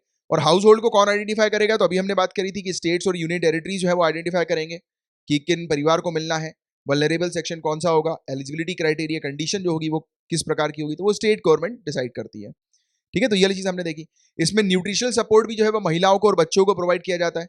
बच्चों की एज ग्रुप 6 महीने से लेकर 14 साल की जो हम लोग को देखने को मिलती है, और जो प्रेग्नेंट महिलाएं होती हैं या लैक्टिंग मदर्स जो महिलाएं जो है वो अपने बेबी को फीड करती हैं, जो तो उस कंडीशन में उनको जो भी न्यूट्रिशनल नॉर्म्स हैं, यानी कि जो भी न्यूट्रिशन महिलाओं को और बच्चों को देना चाहिए, तो उस प्रिस्क्राइब न्यूट्रिशनल के तहत जो है वो इंटीग्रेटेड चाइल्ड डेवलपमेंट सर्विस और मिड डे मील स्कीम के तहत जो है वो उनको खाना दिया जाता है, यानी कि उनका जो फूड जो होता है वो न्यूट्रिशियस रिच फूड हम लोग को देखने को मिलता है। और जो कुपोषित बच्चे हैं जिनकी उम्र 6 साल तक की हम लोग को देखने को मिलती है, तो उन कुपोषित बच्चों को भी हाई न्यूट्रिशनल फूड जो है वो ऑफर किया जाता है, यानी कि जो उनकी जो मील्स होती है, उनका जो डाइट होता है वो हाई न्यूट्रिशनल हम लोग को देखने को मिलता है, राइट, भरपूर न्यूट्रिशन वाला, राइट। तो ये चीज है। और इसमें मैटरनिटी बेनिफिट भी है, जो प्रेग्नेंट महिला है और जो लैक्टिंग मदर्स हैं, तो उनको 6,000 रुपए का मैटरनल बेनिफिट प्रोवाइड किया जाता है इसी स्कीम के तहत, एनएफएसए के तहत। वुमेन एम्पावरमेंट पर भी फोकस किया जाता है कि जब राशन कार्ड को जब इशू किया जाता है, तो उस समय जो घर के जो सबसे बड़े जो होते हैं, जैसे कि हम बोलते हैं ना घर में परिवार में सबसे बड़े कौन है, तो दादाजी होंगे तो वो सबसे बड़े होंगे, या पापा होंगे तो वो सबसे बड़े होंगे, बट यहाँ पर टारगेट किया जाता है कि घर की बड़ी वो मानी जाएंगी जिनकी उम्र 18 साल या उसके ऊपर की होंगी, यानी कि महिलाओं को बोला गया कि जो भी घर की बड़ी जो होंगी वो महिला होंगी। तो यहाँ पर पैट्रियार्कल जो सोसाइटी जो हमारे यहाँ देखने को मिलती थी, उसको हटाते हुए महिलाओं को जो है वो एम्पावर किया जा रहा है इस पर्टिकुलर स्कीम में। तो आप देखो वुमेन एम्पावरमेंट में भी ये स्कीम को जो है वो ऐड कर सकते हैं, जिससे कि काफी अच्छा आंसर आपका बन सकता है, ठीक है। एग्जांपल्स आपके पास लिखते जाओ वुमेन एम्पावरमेंट के एग्जांपल। वुमेन एम्पावरमेंट का टॉपिक एक ऐसा है जो कि अक्सर किसी ना किसी क्वेश्चंस में आपको देखने को मिलेगा मेंस के अंदर, तो आप ये वाला जरूर लिखना, ठीक है, कहीं पर रिकॉर्ड कर सकते हो आप। इसके अलावा डिस्ट्रिक्ट लेवल पर और स्टेट लेवल पर ग्रीवियंस रिड्रेसल मैकेनिज्म भी हम लोग को देखने को मिलता है, यानी कि शिकायत वगैरह के लिए एक सेल बनाया हुआ है कि किसी को भी अगर शिकायत होती है फेयर प्राइस शॉप से, यानी कि आपने देखा होगा कई बार ऐसा होता है जो फेयर प्राइस शॉप होती है ना, फेयर प्राइस शॉप समझते हो कौन सी है, जहां से ये राशन मिलता है। आपने मूवीज में देखा होगा लंबी लाइन लगाकर जो लोग जो है वो राशन लेने जाते हैं, राइट, आपने देखा होगा इसके बारे में। और काफ़ी सारे जो हमारे स्टूडेंट्स हैं तो उनकी फैमिली में उनने देखा होगा कि काफ़ी सारे लोग राशन शॉप जाते हैं ये लेने के लिए।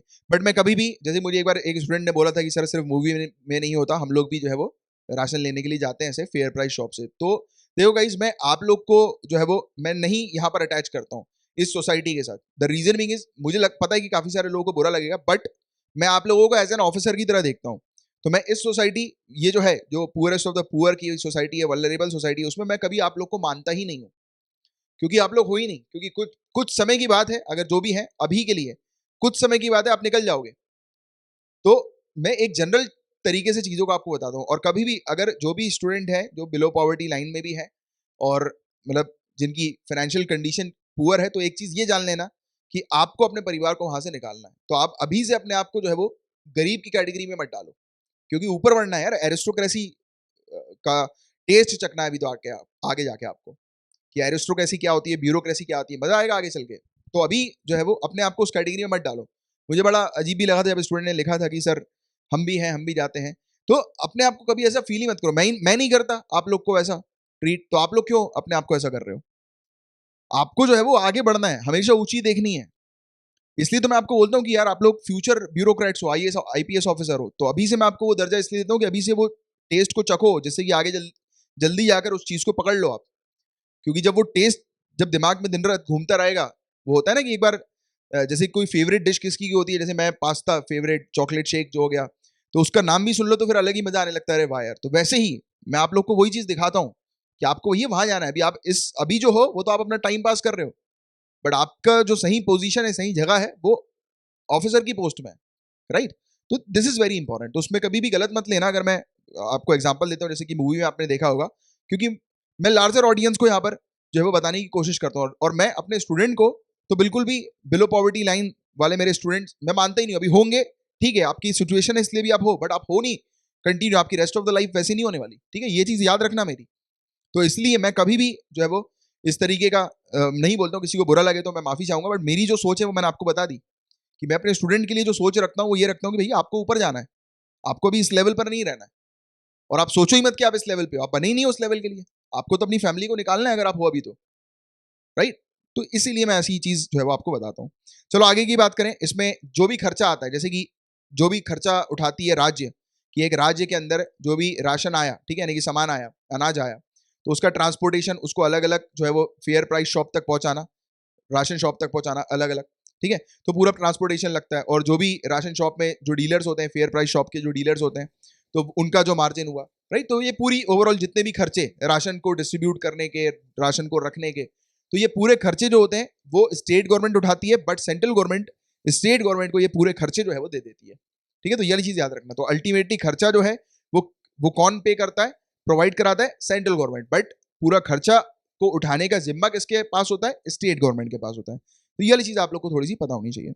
इसके अलावा ट्रांसपेरेंसी भी है इसके अंदर, कि पूरे जितने भी रिकॉर्ड्स होते हैं उनको डिस्क्लोज करना, ये इसके अंदर ट्रांसपेरेंसी फीचर भी हम लोग को देखने को मिलता है, राइट। इसकी सोशल ऑडिट होती है, विजिलेंस कमेटी बनाई गई है समय समय पर छापा मारने के लिए, चेक करने के लिए, तुरंत जाकर कि लाओ दिखाओ। आपने देखा होगा वो अनिल कपूर की एक मूवी थी ना, मुझे याद नहीं आ रहा उसका नाम, एक दिन का सीएम बनता है वो, तो देखा नहीं, सीएम जाके छापा मारते हैं, राइट। तो वैसे ही एक अलग यूनिट्स भी हैं इस प्रकार की। जैसे आप भी कल को ऑफिसर बनेंगे तो आप भी चलते फिरते आप देखोगे कि कहीं आपके पास लीड आई कि यहाँ पर घोटाला चल रहा है राशन शॉप में, तुरंत पहुंच जाओगे आप भेस बदल के अपना, राइट। जैसे काफी सारे ऑफिसर ऐसा करते हैं आजकल, चुपचाप जो है वो भेस बदल के एकदम ऐसे पहुंच जाते हैं कि भैया दे दो यार। सामने वाला दो तीन गाली बकता है, फिर असली रुबाब अपना लेकर आते हो, फिर सामने वाले की बैंड बज जाती है। वही तो है पावर यार, और वही पावर आप लोग को देखनी है आगे चल के, राइट।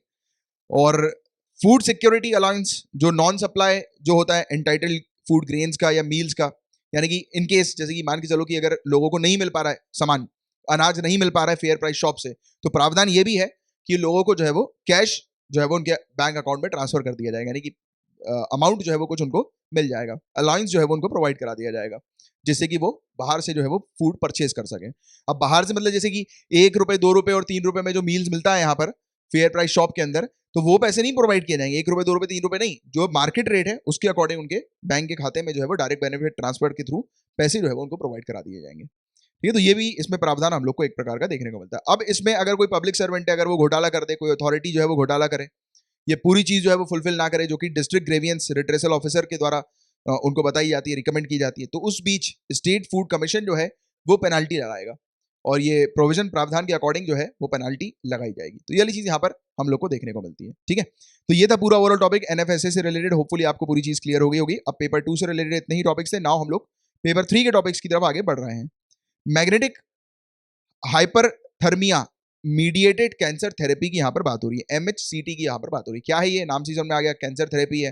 कैंसर पेशेंट जो है उनके लिए काफी हेल्पफुल बताई जा रही है कैंसर थेरेपी, और स्पेशली ऐसे कैंसर के लिए जो कैंसर काफी डीप सीटेड हम लोग को देखने को मिलता है, यानी कि बहुत सॉलिड ट्यूमर होता है जो कि एक्सेसिबल नहीं हो पाता, राइट। जैसे कि ये है, इसका नाम ग्लियोब्लास्टोमा।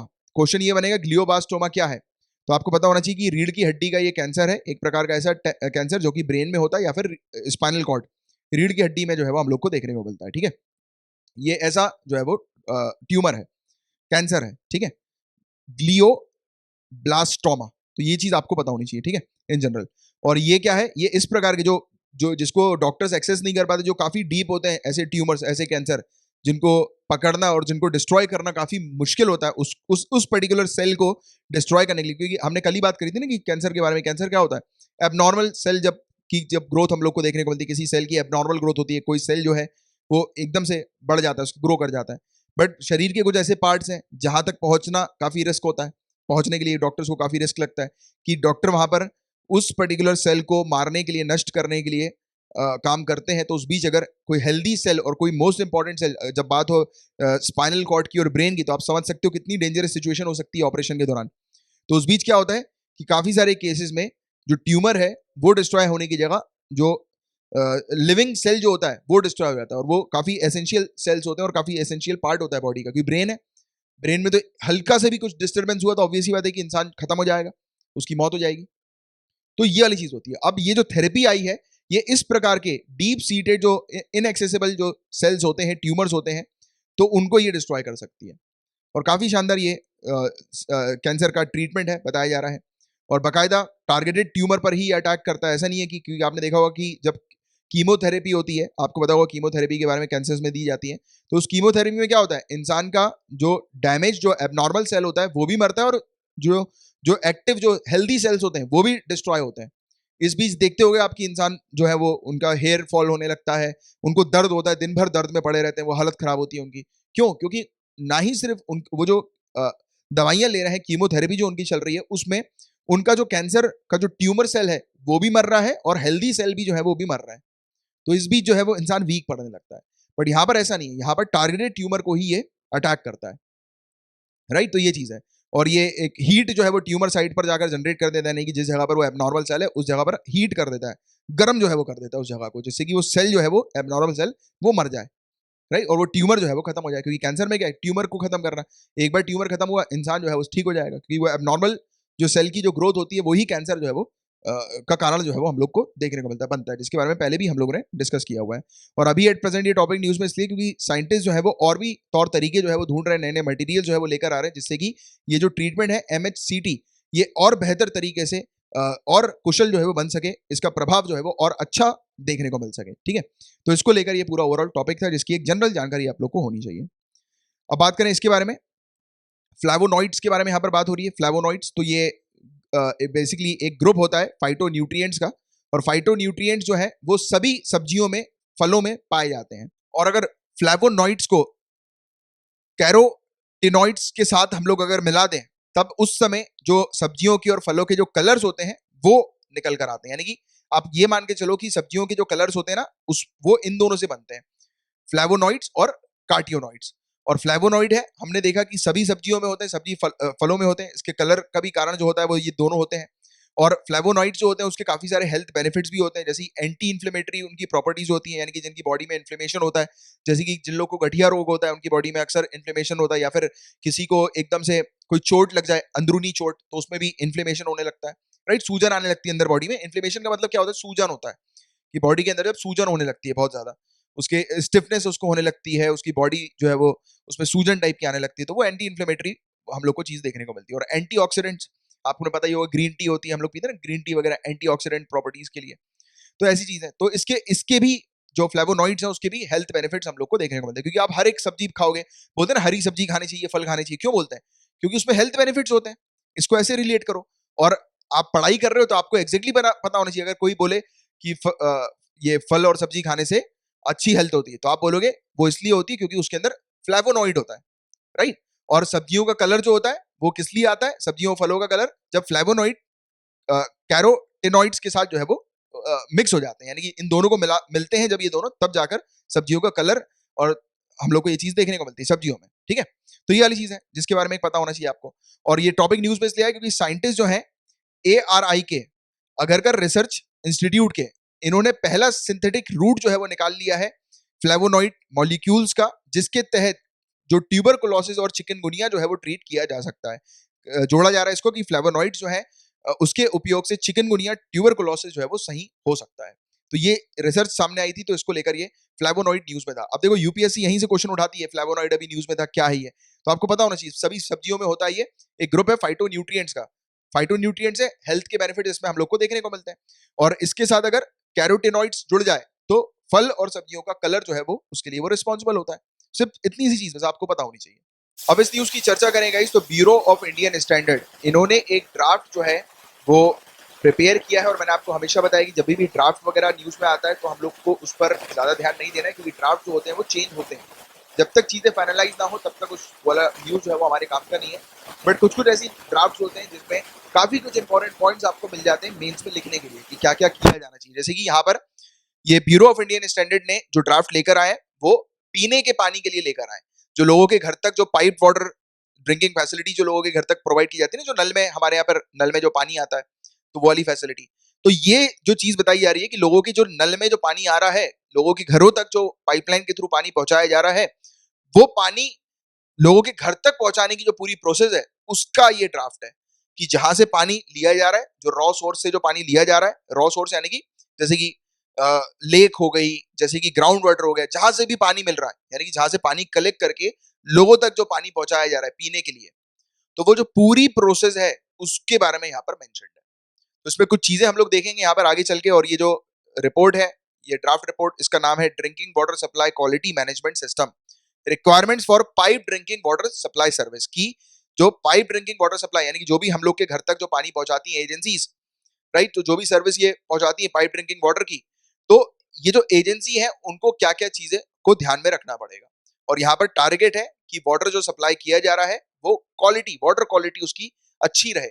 ऐसा नहीं होना चाहिए कि हमारी कंट्री के अंदर लोग जो पानी पी रहे हैं, जो आज की डेट में हो रहा है, काफी सारी जगह पर जो लोग पानी पी रहे हैं उसके कारण से काफी सारी प्रॉब्लम्स जो है वो लोगों को हो रही है, राइट? काफी सारी हेल्थ से रिलेटेड इश्यूज जो है वो लोगों में हो रहे हैं। तो मेरा आपसे यही क्वेश्चन है अभी, पानी से क्या क्या लोगों को प्रॉब्लम्स हो सकती है, यानी कि कौन सी डिजीज जो है वो वाटर से एसोसिएटेड है? किसी भी 3 डिजीज का आंसर लिखकर बताओ, काफी इजी है, एनसीईआरटी में भी आपने ऑलरेडी पढ़ा हुआ है, ठीक है? तो आप जानते हैं कि पानी से बहुत डिजीज होती है। लोगों को कहा जाता है कि कहीं पर भी पानी पियो तो ये देखकर पियो वो पानी ठीक है कि नहीं है, वरना मत पियो, क्योंकि पानी जो होता है वो काफी सारी बीमारियों का जड़ होता है, राइट? तो यहीं पर वही बात की गई है कि पानी की क्वालिटी पर फोकस करना है, और वो पूरी प्रोसेस, जिस प्रोसेस के थ्रू पानी जो है वो घर तक आता है लोगों के, टैप वाटर जो हम लोग को देखने को मिलता है, तो वो पूरी प्रोसेस को यहाँ पर बताया गया है। और इसको प्रिपेयर किसके द्वारा किया गया? BIS के public drinking water supply services sectional committee के द्वारा जो है ये किया गया है।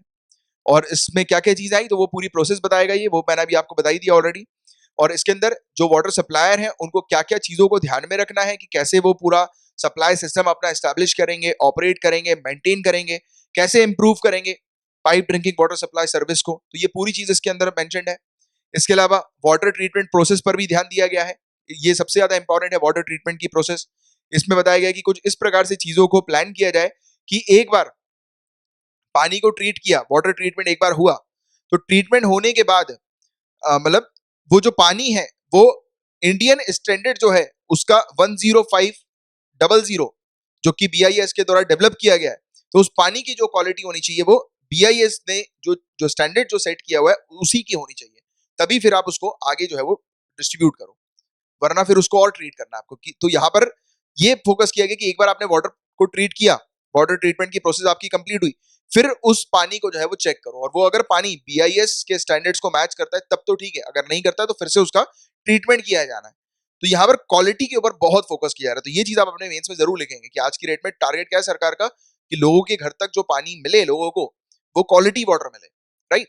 अच्छा, एक और क्वेश्चन आपसे, आप मुझे नीचे कमेंट बॉक्स पर लिखकर बताइए कि लोगों के घर तक, सभी घर तक यानी कि सभी घरों को, सभी हाउस होल्ड को टैप वाटर जो है वो मिलना चाहिए, पाइपलाइन जो है वो सभी लोगों के घरों में कनेक्ट होनी चाहिए। तो इसका टारगेट कब का है, किस साल में ये सरकार चाह रही है कि इतने ईयर तक, इस पर्टिकुलर सन तक सभी के घरों में जो है वो पाइप ड्रिंकिंग वाटर फैसिलिटी जो है वो अवेलेबल हो जाएगी। तो इसका आंसर नीचे कमेंट बॉक्स में लिखकर बताइएगा, ये पहले पढ़ा चुका हूं मैं आप लोग को। आगे की बात करें इसके अंदर और क्या है, तो वो टॉप मैनेजमेंट जो होना चाहिए वाटर यूटिलिटीज का, राइट, उनकी अकाउंटेबिलिटी के लिए या कस्टमर फोकस के लिए, यानी कि जो भी एजेंसी घरों तक पानी पहुंचा रही है, लोगों के pipe drinking water facility provide करा रही है, तो उसको अकाउंटेबल होना जरूरी है और उसको कस्टमर फोकस होना जरूरी है। यानी कि कस्टमर को जो पानी की जो सर्विस मिल रही है वो बेहतरीन सर्विस मिले। तो एक क्वालिटी पॉलिसी जो है वो इनकी सर्विस के लिए स्टैब्लिश करना है, समय समय पर मॉनिटर करना है वाटर की क्वालिटी को, और वाटर ऑडिट भी जो है वो कंडक्ट करते रहना है, जिससे कि पानी की क्वालिटी की समस्या जो है वो कहीं पर भी किसी हद तक जो है वो ना हम लोग को देखने को मिले। और यहाँ पर एक कंसेप्ट है डिस्ट्रिक्ट मीटरिंग एरिया का, ये सभी जगह पर जो है वो अप्लाई होना चाहिए। डिस्ट्रिक्ट मीटरिंग एरिया, इसका मतलब क्या होता है, दो जगह है सेट की जाती है, यानी कि ये जगह मतलब थोड़े लंबे डिस्टेंस की हम लोग को देखने को मिलती है, इन जगह पर मीटर लगा दिया जाता है। इससे क्या चीज पता लगती है कि कहीं पर पानी का लीकेज तो नहीं हुआ, यानी कि एक बार जो पानी का फ्लो होता है, पाइप से जो फ्लो आ रहा है पानी का, अब फ्लो कम कब होगा, जब बीच में पाइप जो है वो कहीं पर ब्रेक हो जाएगी। तो कहा जा रहा है कि जगह जगह पर, यानी कि जितने भी नेटवर्क्स हैं वहां पर ये इंश्योर करना है कि ये जो डिस्ट्रिक्ट मीटरिंग एरिया है तो वो लगा होना चाहिए, इंस्टॉल्ड रहना चाहिए, जिससे कि पता लग जाए कि कहीं पर किसी प्रकार का लीकेज तो नहीं हो रहा, राइट। तो लीकेज को डिटेक्ट करने के लिए ये इंस्टॉल किया जाता है। तो इससे क्या होगा, पानी जो है वो लीक नहीं होगा तो वेस्टेज नहीं होगा। इस पर भी देखो, वाटर के वेस्टेज पर भी यहाँ पर चीजें लिखी गई है, मेंशन की गई है, राइट। क्वालिटी की कर ली, वेस्टेज की कर दी। और वाटर का जो सैंपल है ट्रीटमेंट प्लांट पर, वो हर 4 घंटे पर क्वालिटी पैरामीटर के अगेंस्ट जो है वो चेक करते रहना चाहिए, यानी कि हर 4 घंटे में जैसे आपने ट्रीटमेंट किया उसके हर 4 घंटे में पानी जो है उसको चेक करना है कि पानी जो है उसकी क्वालिटी क्या है, क्या वो इंडियन स्टैंडर्ड को मैच कर रही है कि नहीं कर रही, जो बीआईएस ने प्रिपेयर करके दी थी, स्टैंडर्ड जो बीआईएस ने सेट किया था, राइट। तो ये वाली चीज यहाँ पर बताई गई है, ठीक है। इसके अलावा आगे की बात करें तो डिस्ट्रीब्यूशन सिस्टम है, यानी कि जहां पर लोगों तक, जहां जिस जगह से लोगों तक पानी पहुंच रहा है, राइट, यानी कि वाटर ट्रीटमेंट से ये डिस्ट्रीब्यूशन सेंटर पर आया पानी, अब डिस्ट्रीब्यूशन सेंटर से लोगों के घर तक जाएगा पानी। तो यहाँ पर कहा गया कि यहाँ पर भी आपको हर 8 घंटे में जो है वो सैंपल लेते रहना है, राइट। कि जो डिस्ट्रीब्यूशन, यानी कि जिस जगह पर जो पानी आ रहा है उस जगह पर हर 8 घंटे पे सैंपल इसका लेते रहना है, राइट, इस जगह पर, जिससे कि वाटर क्वालिटी इंश्योर की जाए। और हाउस होल्ड लेवल की बात करें कि लोगों के घर में, तो समय समय पर एक रैंडम चेक करना है, अथॉरिटीज आए और रैंडमली किसी के भी घर पर किसी का भी पानी ले घर का और चेक करें, राइट, कि उन घर की पानी की क्वालिटी ठीक आ रही है कि नहीं आ रही। तो इसका भी एक रैंडम सैंपलिंग जो है वो होती रहना चाहिए। तो ये कुछ चीजें हैं जो कि बहुत बेहतरीन बताई जा रही है, और अगर ये स्टैंडर्ड्स, यानी कि ये ड्राफ्ट जो है, अगर ये फाइनलाइज हो जाता है और इसको अप्रूव कर दिया जाता है, तब ये हम लोग को देखने को मिलेगा कि ये एक यूनिफॉर्म प्रोसेस जो है वो ऑल ओवर पैन इंडिया के लिए क्रिएट कर देगा। यानी कि ये जो प्रोसेस होगी ये हर जगह इंडिया में, हर डिस्ट्रिक्ट में, हर स्टेट में, विलेज लेवल की भी अगर हम लोग बात करें, रूरल एरियाज की अगर हम लोग बात करें तो वहां पर भी, अंडर डेवलप्ड एरियाज की बात करें अगर वहां पर भी, तो सब जगह ये अप्लाई हो जाएगा। और इससे क्या होगा, एक यूनिफॉर्म सिस्टम हम लोग को देखने को मिलेगा, जहां जिससे कि फायदा ये होगा कि हमारी कंट्री में हर एक इंडिविजुअल, हर एक हाउस होल्ड को जो है वो क्वालिटी वाटर जो है वो प्रोवाइड किया जाएगा। तो ये इसके बहुत बेहतरीन फायदे हैं। तो इसलिए ये ड्राफ्ट को मैंने थोड़ा सा आपको डिटेल में एक्सप्लेन किया, क्योंकि वाटर एक ऐसा सब्जेक्ट है, एक ऐसा टॉपिक है जो कि अक्सर आता है सिविल सर्विसेज में, अक्सर देखने को मिलता है। तो ये भी आप लोग को इसके बारे में एक अच्छा आपके पास आंसर जो है रेडी होने चाहिए, ठीक है। तो इसलिए मैंने ये चीज आपको बताई। और ये था अपना आज का लास्ट टॉपिक। आपके लिए कुछ होमवर्क्स हैं जो आपको प्रिपेयर करना है, बट उससे पहले, एंड गाइस, जो ये आप लेक्चर देख रहे हैं, इस लेक्चर की पीडीएफ जो है वो आपको मात्र 100 रुपीज पर मंथ में प्रोवाइड की जाती है, और भी काफी सारी सर्विसेज इसमें आपको मिलती है। और पीडीएफ का फायदा ये होता है कि आपको डेली बेसिस पर 100 नोट्स नहीं बनाने होते हैं, आप उसकी जगह अपना टाइम जो है वो आंसर राइटिंग प्रैक्टिस में लगा सकते हैं, या फिर दूसरे जनरल स्टडीज के टॉपिक्स को पढ़ने में लगा सकते हैं। तो यहाँ पर जो आपको रेडीमेड जो मटेरियल मिलेगा, आपको सिर्फ लेक्चर देखना है, लेक्चर देखने के बाद रात में आपको पीडीएफ आपके पास आ जाएगी, यानी कि सुबह ही पीडीएफ आ जाती है। बट मैं आपको एक चीज बता रहा हूँ कि लेक्चर देख लो सुबह, रात में सोने से पहले लेक्चर को रिवाइज कर लो, पीडीएफ आपको मिल जाएगी। उसके बाद क्या होता है, हफ्ते के एंड में हर संडे जो है वो आपको एक कंपाइलेशन दे दिया जाता है पिछले हफ्ते का, जिस कंपाइलेशन में पूरे हफ्ते की जो होती है वो ये एक ही सिंगल पीडीएफ में पूरी न्यूज कवर्ड रहती है। तो आपका वीकली रिवीजन हो गया। ऐसे ही आपको मंथली भी मिलता है कि लेक्चर की पूरी पीडीएफ मिल जाती है जिसको आप मंथली रिवाइज कर सकते हैं। तो ये 3 पार्ट्स में जो है आपको दिया जाता है, ठीक है। इसके अलावा 10 अगस्त 2020 से शुरू हुआ है कि आपको जो है वो मंथ के एंड में, जैसे ही महीना खत्म होगा उसके 1-2 दिन बाद आपके पास एक प्रिंटेबल फॉर्मेट में मैगजीन आ जाएगी जिसको आप इजीली प्रिंट करा सकते हैं। इंग्लिश हिंदी दोनों में मिलेगी आपको, आपके ऊपर पास चॉइस है कि आप इंग्लिश में कराना चाहो इंग्लिश में कराओ, हिंदी में कराना चाहो हिंदी में कराओ। बाकी डेली बेसिस पर जो लेक्चर आप देख रहे हैं उसकी पीडीएफ आपको मिलती है। प्लस संडे को इसी चैनल पर एक करंट अफेयर्स का टेस्ट आता है, उसकी पीडीएफ भी यहाँ पर आपको दी जाती है। तो इतनी सारी चीजें का जो कॉस्ट है वो मात्र 100 रुपीज पर मंथ का है, और इससे रिलेटेड पूरी जानकारी आपको डिस्क्रिप्शन पर मिल जाएगी कि आपको कैसे इसको परचेज करना है। आप डिस्क्रिप्शन पर देख सकते हैं या फिर कमेंट बॉक्स पर चेक कर लीजिएगा, वहां पर एक पिंड मैसेज होगा, पिंड कमेंट होगा, उसको आप देख सकते हैं, ठीक है। तो ये पूरी चीजें आपको यहाँ पर मिल जाएगी। और मैं आपको होमवर्क बता दूं आपके क्या क्या होमवर्क है आज के। तो यहाँ पर 3 टॉपिक्स हैं आपके लिए: pre conception and pre Natal diagnostics technique law, transgender person protection of rights act 2019, प्रधानमंत्री गरीब कल्याण अन्न योजना। इन तीनों टॉपिक्स को पहले काफी डिटेल में हम लोग ऑलरेडी डिस्कस कर चुके हैं, पढ़ चुके हैं। तो आपको क्या करना है, इन टॉपिक से रिलेटेड हैंड रिटन नोट्स बनाना है, और अगर आप ऐसा कर लेते हैं तो नीचे कमेंट बॉक्स पे लिख देना सर होमवर्क डन, मुझे पता लग जाएगा आपने होमवर्क कंप्लीट कर लिया है। एंड गाइस अगर आप नए आए हैं तो लेक्चर को सब्सक्राइब कर लीजिएगा, यानी कि चैनल को सब्सक्राइब कर लीजिए। यहाँ पर डेली लेक्चर्स आपको प्रोवाइड किए जाते हैं। चैनल का नाम current affairs by Kamalaksh Jha है। लाइक और शेयर जरूर कर दीजिएगा। आप चाहें तो मुझे फेसबुक पर भी फॉलो कर सकते हैं। इस चैनल को अगर आप ज्वाइन करेंगे, टेलीग्राम का ये चैनल है, तो यहाँ पर आपको एक डिस्कशन ग्रुप भी मिलेगा जहां पर स्टूडेंट्स काफी सारे आंसर्स पोस्ट करते हैं और काफी कुछ एकेडमिक एक्टिविटीज जो है वो यहाँ पर होती है, यानी कि स्टडी रिलेटेड डाउट्स वगैरह आपस में स्टूडेंट्स जो है वो पूछते हैं एक दूसरे से, और एक अच्छा हेल्दी एनवायरमेंट यहाँ पर मिलता है। और चैनल से रिलेटेड या लेक्चर से रिलेटेड कोई भी अपडेट्स होती है वो भी मैं यहाँ पर आपको ग्रुप में प्रोवाइड कराता हूँ। तो चलिए अब हम लोग मिलेंगे कल, तब तक के लिए bye bye, take care, have a great day ahead guys, Tata.